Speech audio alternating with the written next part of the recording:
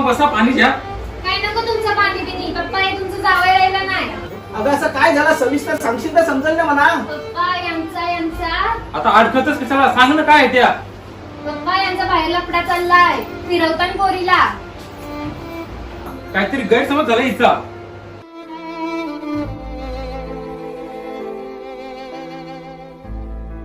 असं आहे बोलो, फोन करून बोलो तिला. कोण आहे ती?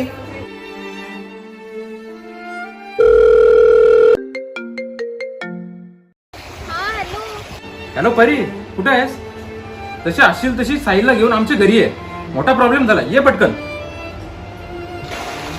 काय? चल चल लवकर, प्रॉब्लेम झालाय. चल चल.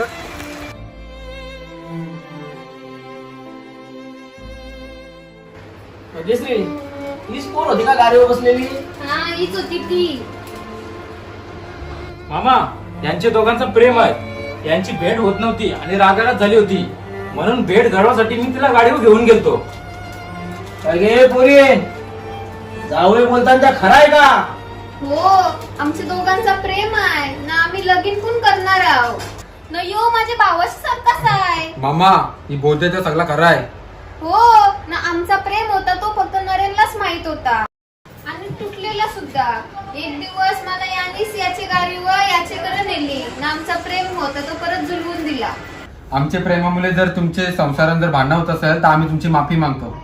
यांचा प्रेम मी जाणला, पण माझ्या प्रेमाचा हिने गैरसमज केला. मी समजावण्याचा खूप प्रयत्न केला, पण हिने संशय मनात धरला. जावई, आता पोरीच्या वतीने मी माफी मागते तुमची.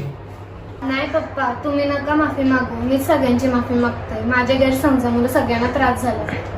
भाग्यश्री, तुला माफ केली. आता जा फर्स्ट क्लास चहा जेवून ये गरमागरम.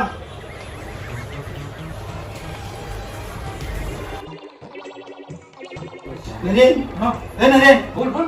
अरे मी लगीन करू का नको? अरे ना तर तुमची अर्ध माझं होतं अर्धा. अरे थांब. अरे असं काय व्हायचं नाही.